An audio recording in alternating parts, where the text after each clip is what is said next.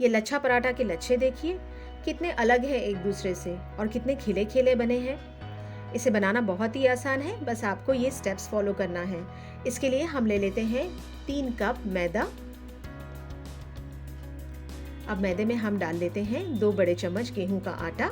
गेहूं के आटे की जगह आप बारीक सूजी भी ले सकते हैं। अब डाल देंगे पिसी हुई चीनी 2 चम्मच। 1 चम्मच डाल देते हैं नमक। इन सब चीज़ों को अब हम छान लेते हैं। पिसी हुई चीनी और नमक हम अलग से भी डाल सकते हैं। अब इसमें डाल देंगे 3 चम्मच तेल और अब थोड़ा थोड़ा पानी डालकर हम इस आटे को गूंद लेंगे।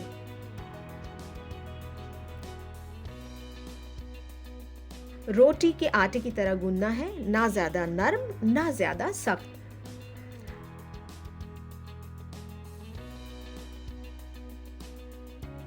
अब इस पर हम डाल देंगे 2 चम्मच तेल। इसे अच्छी तरह से सब जगह स्प्रेड कर देते हैं और इसे 15 से 20 मिनट का रेस्ट देंगे। अब हम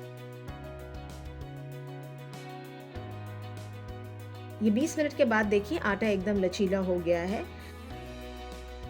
इस तरह से आप इसे खींचकर देख सकते हैं।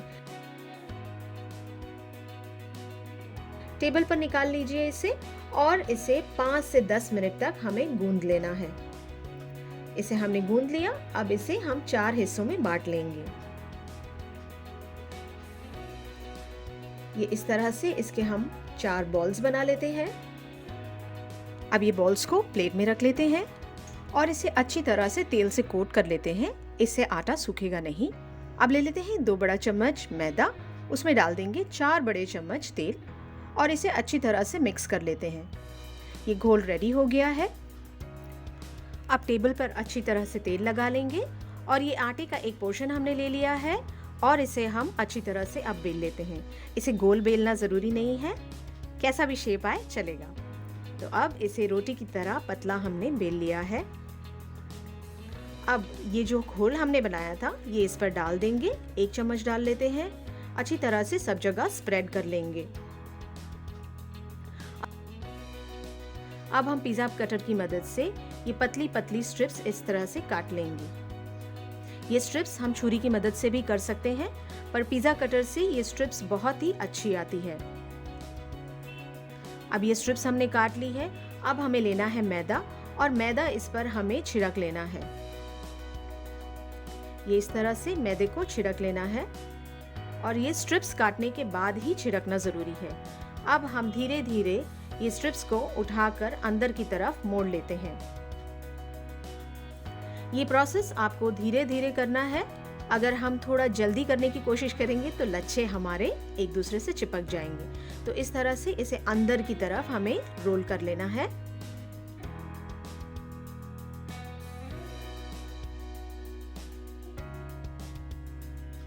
और ये लास्ट का हिस्सा हम अंदर की तरफ खींच लेते हैं। और ये देखें, ये पराठे की स्ट्रिप रेडी हो गई है। अब इस पर हम 1 चम्मच तेल डाल लेते हैं। ये तेल डाल लिया हमने। अब इसे अंदर की तरफ इस तरह से हमें रोल कर लेना है। धीरे धीरे करना है। और ये लास्ट का जो हिस्सा है इसे पीछे की तरफ खींचकर अंदर की तरफ दबा लेना है।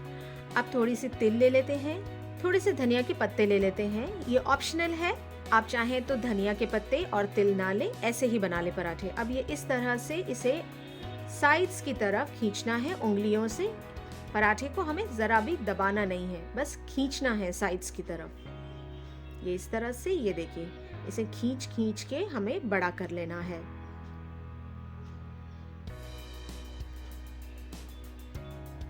इसे हमें पराठे की मोटाई की तरह रखना है। और अब हम इसे प्लेट पर निकाल लेते हैं। अब तवा गरम कर लेते हैं मीडियम फ्लेम पर और इस पर 1 चम्मच घी डाल लेंगे।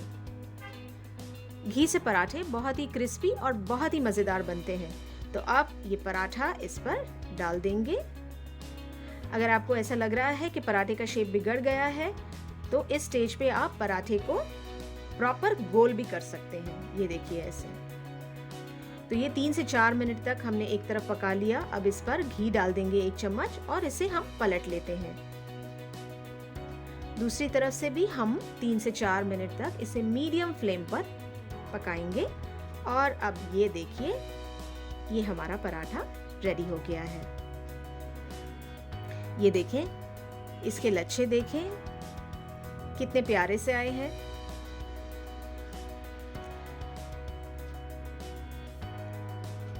ये देखिए, हर एक लच्छा एक दूसरे से अलग है।